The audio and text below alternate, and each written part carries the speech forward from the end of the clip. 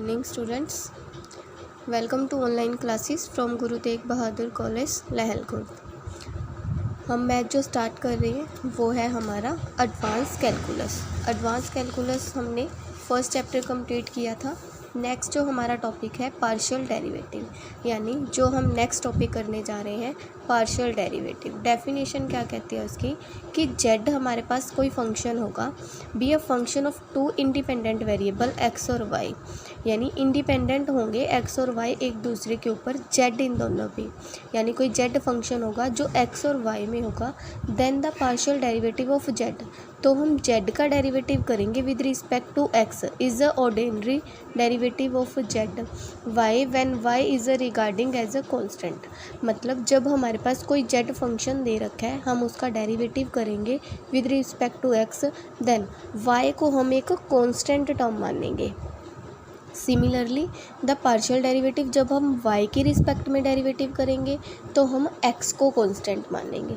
यानी जब एक जैसे दो वेरिएबल हमने बताए हैं कि x और y कोई दो वेरिएबल होंगे तो हम क्या करेंगे, जब हम with respect to x derivative करेंगे तो y को कांस्टेंट लेंगे, with respect to y derivative करेंगे तो x को कांस्टेंट लेंगे।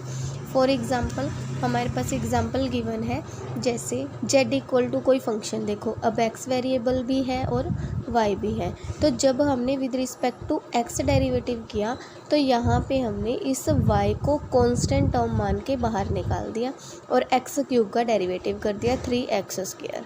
सेम ऐसे यहाँ पे y को कांस्टेंट मान के क्यूब सेम रख दिया और 2x और x² का डेरिवेटिव कर दिया 2x। इसको सॉल्व करके ये आ गया। जब हम with respect to y derivative करेंगे तो हम x को कांस्टेंट मानेंगे, यानी अब यहाँ पे x³ है तो x³ को हमने सेम रख दिया और y को डेरिवेटिव कर दिया y² का 2y। सेम ऐसे x को सेम रख दिया और इसको। तो पार्शियल डेरिवेटिव में यही समझना है हमें कि अगर कोई 2, 3 कितने भी वेरिएबल दिए होंगे विद रिस्पेक्ट टू, जिसके विद रिस्पेक्ट टू डेरिवेटिव हो रहा है उसका तो डेरिवेटिव होगा, बाकी सारी टर्म को हम कांस्टेंट मानेंगे। ठीक है, तो अगर अब हमें क्या बोलेगा वो फर्स्ट ऑर्डर पार्शियल डेरिवेटिव, यानी अगर वो बोलेगा first order partial derivative find out करो तो हम इसके लिए एक फॉर्मूला लगाएंगे। जैसे अगर हम with respect to x derivative कर रहे हैं, with respect to x derivative कर रहे हैं तो हम उसको क्या लिख सकते हैं, f x a b. A b हमारे पास कोई पॉइंट दिया होगा तो वहाँ से हमारा फॉर्मूला क्या बनेगा, a plus h b minus f a b divide by h. जब ये डेरिवेटिव एग्जिस्ट करवाने के लिए with respect to x derivative करेंगे तो हम ये वाला फॉर्मूला लगाएंगे, विद रिस्पेक्ट टू वाई करेंगे तो हम ये वाला लगाएंगे। और इसको हम ऐसे भी लिख सकते हैं, curl z by curl x a b at कोई पॉइंट है, curl f by curl x a b, ऐसे भी लिख सकते हैं curl f x a b. मतलब जैसे हम dy by D x y1 ये चीज़ें लिखते हैं ना, सेम ऐसे ही इसको भी हम लिख सकते हैं। तो ये हमारे पास नोटेशन है कि हम इसको ये लिख सकते हैं curl z by curl x a b, curl f by curl x या फिर f of x a b. और इसका फॉर्मूला बनेगा, अगर with respect to x derivative कर रहे हैं तो f x a b limit H tends to 0 f of A plus h b minus f a b divide by h, यानी ये हमारा with respect to x derivative करने का। Similarly अगर हम विद रिस्पेक्ट टू वाई करेंगे तो यहाँ पे क्या बनेगा, ए, यानी जो हमारे पास एक्स की जगह पे है वो अकेला ए आएगा और बी प्लस के पीछे करेंगे माइनस एफ ए के डिवाइड बाई के और लिमिट के टेंस टू 0। ठीक है, तो ये हमारे दो फॉर्मूले बनेंगे, इसी का हम यूज़ करेंगे। नेक्स्ट है, अगर हमें वो क्या बोलेगा, second order derivative. Second order derivative का मतलब जैसे हम पहले भी करते हैं कि फर्स्ट ऑर्डर डेरिवेटिव तो dy by D x, second order derivative का मतलब है इसका अगेन डेरिवेटिव। लेकिन ये तो सिंपल हमारे पास दो ही वेरिएबल होते थे, y x के ऊपर डिपेंडेंट होता था, लेकिन अब हमारे पास 3 या 3 से ज़्यादा।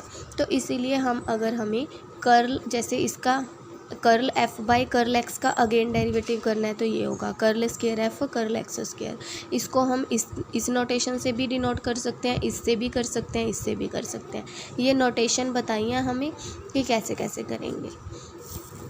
ठीक है। अगर हम फर्स्ट प्रिंसिपल से करना चाहते हैं तो हमारा ये फॉर्मूला बनेगा curl square f divide by curl x square, f x x plus delta x y minus f x y divide by delta x. ये सारे हमारे पास फॉर्मूलेज हैं। जैसे अब हम सम देखेंगे कि हमें कौन कौन से सम फाइंड आउट करने हैं।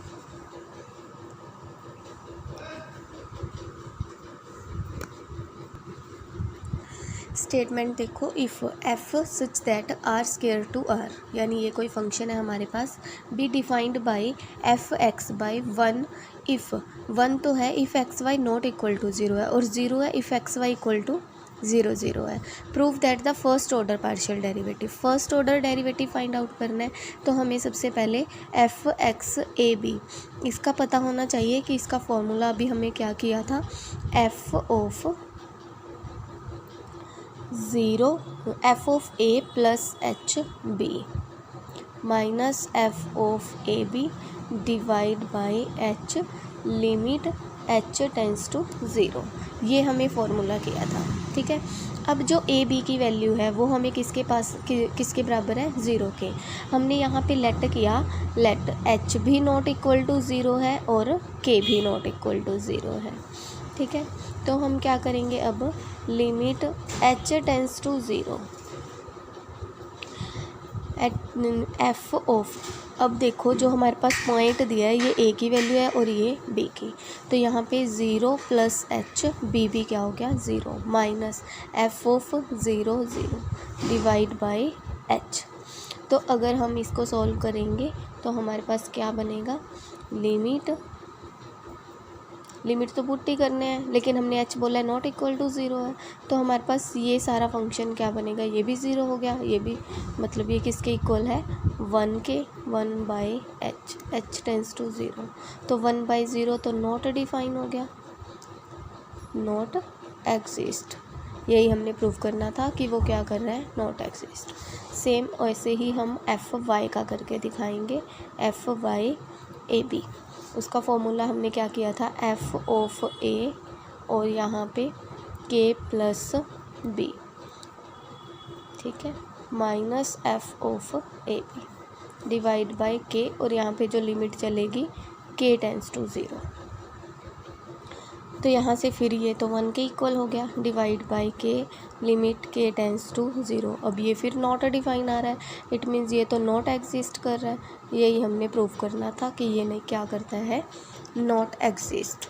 तो हमें यही प्रूव करना था, partial derivative of F do not exist at zero zero, क्योंकि हमें आंसर किसके बराबर लेके आना था, जीरो के, जीरो तो हमारा आया ही नहीं, इट मीन्स ये क्या करेगा, नॉट एग्जिस्ट।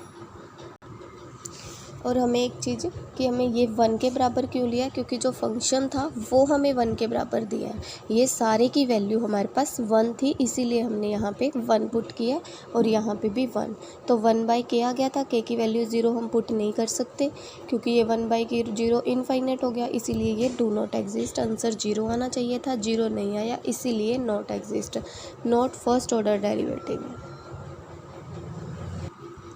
हाँ जी, अब हम नेक्स्ट सम पे चलते हैं। नेक्स्ट सम में हमें क्या दिया है, if f of x y sine x y divide by x square plus y square, if x Y not, अब जो हमें वहाँ पे पीछे फंक्शन दिया था वो वन था, अब जो फंक्शन दिया है वो sine x y divide by ये फंक्शन है, और x Y equal to zero zero. अब क्या इवेल्यूएट करना है, f of x zero zero, यानी ए बी की वैल्यू ज़ीरो ज़ीरो दी है, यहाँ पे भी ए बी की वैल्यू ज़ीरो ज़ीरो दी है। पहले हम यहाँ तक सम सॉल्व करेंगे, एफ ऑफ एक्स की वैल्यू फाइंड आउट करेंगे एफ ऑफ वाई की। तो पहले हमें फॉर्मूला पता होना चाहिए कि अगर हमें एफ एक्स की वैल्यू फाइंड आउट करनी है एफ एक्स ए बी पे, तो वो हमारे पास क्या होता है, limit H tends to zero F of A plus H और B minus F of zero divide by H. ठीक है, अब वैसे हम पॉइंट क्या लिखते होते हैं, एक्स वाई, यानी जो एक्स है उसकी वैल्यू ये बन गई और जो वाई है उसकी वैल्यू ये बन गई। ठीक है, तो अब हमारे पास जो ए बी की वैल्यू है वो ज़ीरो ज़ीरो है, वो भी हम पुट करेंगे, तो limit h tends to zero.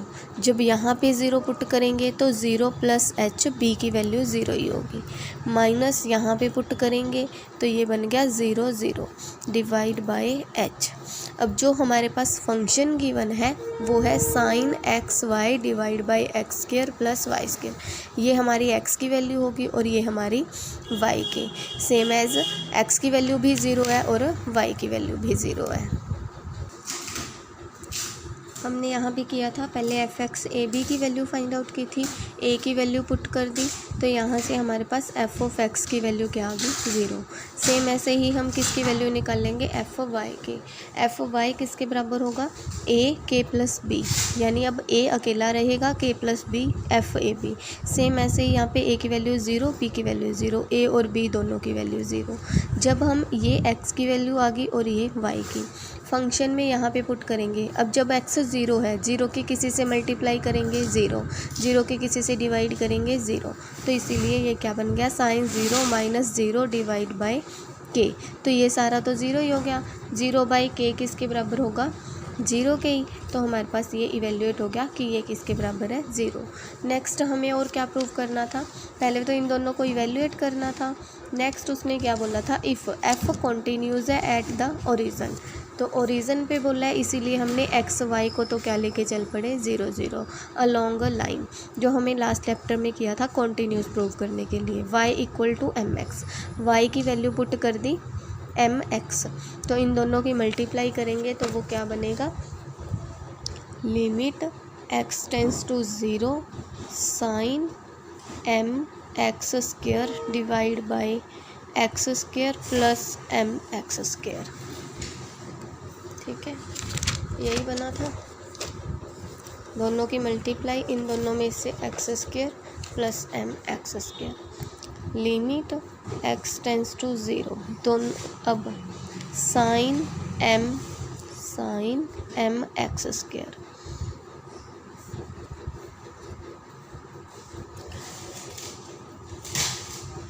अब जो ये ऊपर था, ये तो ऊपर साइन के साथ था और नीचे हमारे पास ये था, डिवाइड में एक्स स्क्वायर कॉमन, अंदर बच गया वन प्लस एम स्क्वायर। ठीक है, ये सारा एंगल है हमारे पास।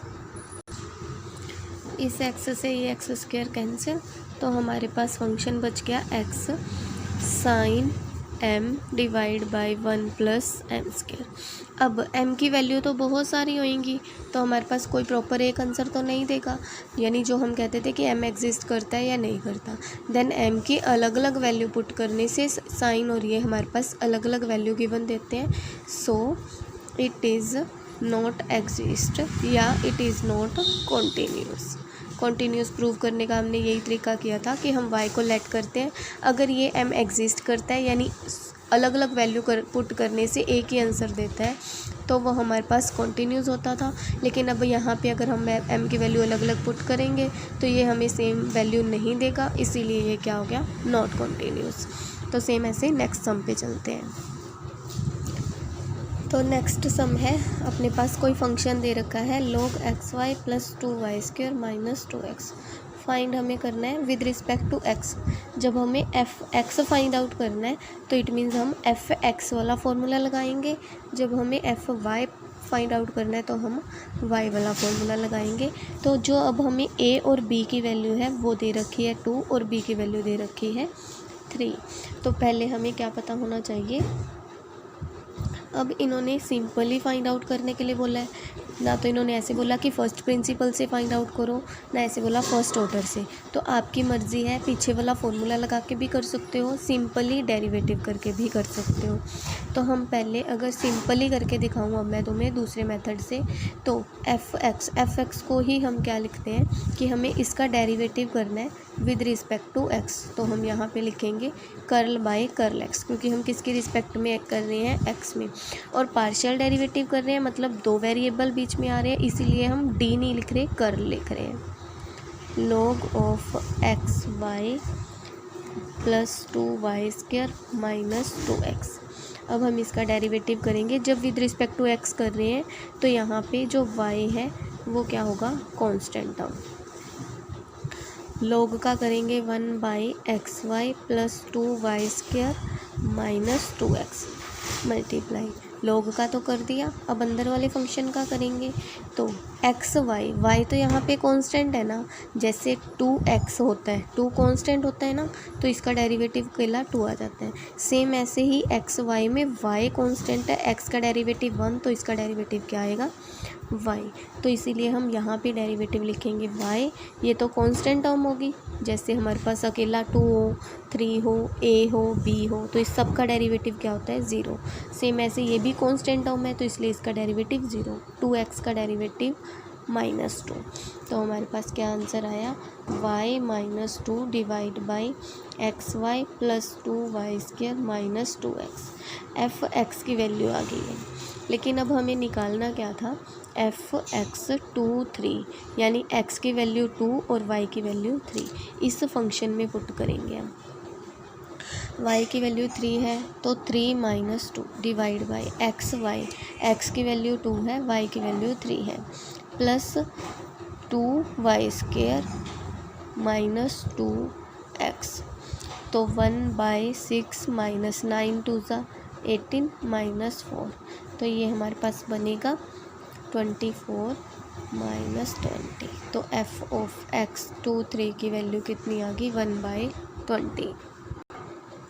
सेम ऐसे ही f(y) फाइंड आउट करेंगे। f(y) का मतलब क्या है, जो फंक्शन है with respect to y derivative करना है, यानी curl by curl y log of xy plus 2y² minus 2x। Definition में हमने किया था कि अगर with respect to x derivative करेंगे तो y कांस्टेंट होगा, with respect to y derivative करेंगे तो x कांस्टेंट होगा।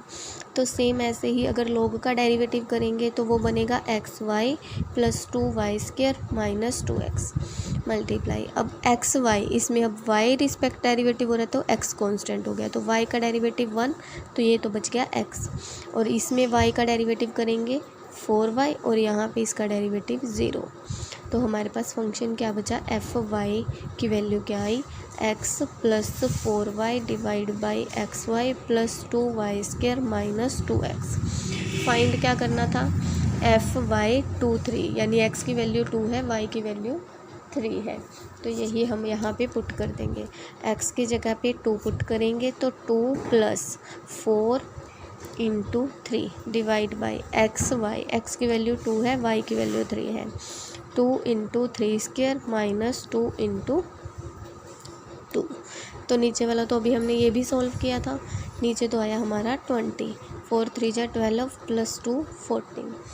दोनों को डिवाइड करेंगे तो हमारे पास आंसर क्या आएगा 10, 7/10। यही हमें फाइंड आउट करना था, f(x) 2 3 और f(y) 2 3। जो नेक्स्ट हमारा सम है उसमें हमें क्या बोलना है, इफ़ थीटा इक्वल टू हमारे पास फंक्शन को ही दे रखा है, find the value of n की वैल्यू फाइंड आउट करनी है जब हमारे पास ये सारा फंक्शन किसके बराबर है, curl theta by curl T के। जो जो चीज़ें बोलनी है उसके अकॉर्डिंग निकाल के इसमें वैल्यू पुट करेंगे, दोनों को इक्वल रखेंगे, वहाँ से हमारे पास n की वैल्यू आएगी। तो सबसे पहले हमें किस चीज़ की वैल्यू चाहिए, curl theta by curl T, यानी थीटा इक्वल टू हमारे पास है Tn e⁻⁻r² divide by 4t। तो हम क्या करेंगे, डिफ्रेंशिएटिंग करेंगे, क्या चाहिए t, यानी विद रिस्पेक्ट टू t। तो इसका derivative curl theta by curl t होगा, ये हमारे पास u फंक्शन बन गया, ये v, यानी u same curl by curl t e⁻r² divide by 4t plus e⁻r² divide by 4t same curl by curl t power n। इसका derivative करेंगे अब, Tn तो सेम, e की पावर डेरिवेटिव करते हैं तो पहले तो सेम ही आता है, मल्टीप्लाई पावर का करेंगे तो ये हमारे पास क्या बनेगा, जैसे हम 1/x का करते हैं तो -x² आता है, सेम ऐसे ही इसका करेंगे तो minus minus plus r² divide by 4t², वो माइनस माइनस प्लस हो जाएगा, plus e⁻r² divide by 4t, और इसका डेरिवेटिव करेंगे n आगे t की पावर n-1। अब अगर इसमें से कुछ कॉमन आता है तो हम उसको कॉमन निकाल के सिंपल वैल्यू फाइंड आउट कर लेंगे। Curl theta by curl T, हमारे पास क्या बनेगा, ई की पावर, ये दोनों चीज़ें सेम है दोनों में, तो हमारे पास क्या क्या बचेगा,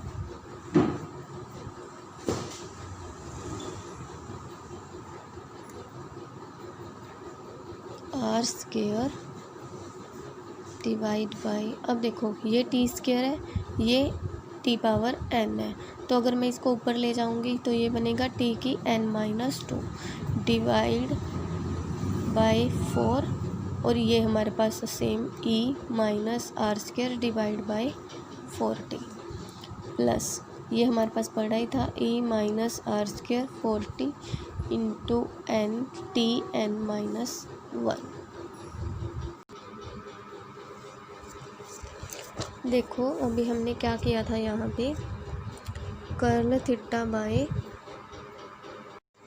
हमने curl theta by curl R की वैल्यू निकाली थी। दोनों में से हमारे पास ई की power R square by 4t common निकल जाएगा, तो यहाँ पे क्या बचेगा, are square t n-1 divide by 4। Same ऐसे ये कॉमन आ जाएगा, अंदर बच गया n टी n-1। तो हमें नेक्स्ट क्या निकालना था, curl theta by curl r, तो हमने क्या निकाल दिया, curl theta by curl r. अब जब हम with respect to r derivative कर रहे हैं तो टी डेरिवेटिव तो कांस्टेंट ही है, तो इसीलिए सिर्फ ई की पावर का डेरिवेटिव करेंगे। तो ई का डेरिवेटिव करेंगे सेम, पावर का करेंगे -2/2r/4t। तो हम क्या करेंगे, अब इसके साथ क्या चाहिए था, आर स्क्वायर, तो दोनों साइड किससे मल्टीप्लाई करेंगे, आर स्क्वायर से। ये सारा फंक्शन तो सेम, और आर स्क्वायर से मल्टीप्लाई, आर की आर से करेंगे तो ये क्या बन गया, क्यूब। अब उसके बाद इसकी किसके साथ, इसका क्या करना है, दोबारा डेरिवेटिव, यानी R square curl theta by curl R का again curl by curl R, again derivative करेंगे तो कर्ल n-1 डिवाइड बाय 2, ये तो कांस्टेंट है, इन दोनों का डेरिवेटिव करेंगे, ये u और ये v। तो हमने u सेम v का derivative plus v same u का डेरिवेटिव, तो वही हमने डेरिवेटिव कर दिया। जैसे अब इसका r क्यूब का करेंगे तो 3r स्क्वायर, और e की पावर सेम, और इसका करेंगे तो -2/4t, इसके साथ ये 2 कैंसिल। तो इन दोनों में से जो चीज़ कॉमन आ रही है e की पावर वो हमने कॉमन निकाल दी, और ये हमारे पास पड़ा ही था। अब हमें बाहर क्या चाहिए, 1/r स्क्वायर, तो हम दोनों साइड किससे मल्टीप्लाई करेंगे, 1/r स्क्वायर, और इधर भी कर दिया 1/r square curl by curl r square curl theta by curl r. तो आर स्क्वायर से आर स्क्वायर कैंसिल, तो हमारे पास इस सारे की वैल्यू ये बन गई, और curl theta by curl T की वैल्यू हमने फाइंड आउट की है। अब उन्होंने बोला था ये दोनों क्या है, इक्वल, तो हमने इन दोनों को इक्वल लेके उसकी वैल्यू फाइंड आउट की। इसकी वैल्यू ये पुट कर दी, और curl theta by curl T की वैल्यू ये पुट कर दी। अब इन दोनों में से ये टर्म तो सीधी कैंसिल हो रही है। उसके बाद हमने क्या किया, इसको सेम लिख दिया, इसको भी सेम लिख दिया। उसके बाद इन दोनों में से टी की पावर n-2 कॉमन निकाल दी। जब ये कॉमन निकालेंगे तो यहाँ पे आर स्क्वायर बाय 4, और जब इसमें से n-1 में से n-2 कॉमन निकालेंगे, n से n कैंसिल, टी की पावर 1 बच जाएगा, तो इसीलिए यहाँ पे t बच गया। फिर हमने क्या किया, यहाँ पे Tn-1 था, और यहाँ पे Tn-2, इन दोनों को कट करेंगे तो यहाँ पे n-1 में से एक t बचेगा, तो इसके अंदर मल्टीप्लाई करेंगे 3t/2, और इसकी करेंगे माइनस माइनस प्लस, ये बन गया, इससे ये कैंसिल, तो -3t divide by 2 equal to nt, इससे ये कैंसिल, तो n की वैल्यू क्या आ गई, -3/2। यही हमें n की वैल्यू फाइंड आउट करनी थी, कि उन्होंने बोला था n की वैल्यू फाइंड आउट करो। तो अब हम देखेंगे नेक्स्ट सम। तो हमारे जो नेक्स्ट सभी सम इसी तरीके से सॉल्व होंगे, उनको हम सॉल्व करेंगे पार्शियल डेरिवेटिव से। दो फंक्शन दिए होंगे तो एक को कांस्टेंट मानेंगे, दूसरे का डेरिवेटिव कर देंगे। तो इस तरीके से आप पार्शियल डेरिवेटिव के सारे सम सॉल्व कर सकते हो। Thank you.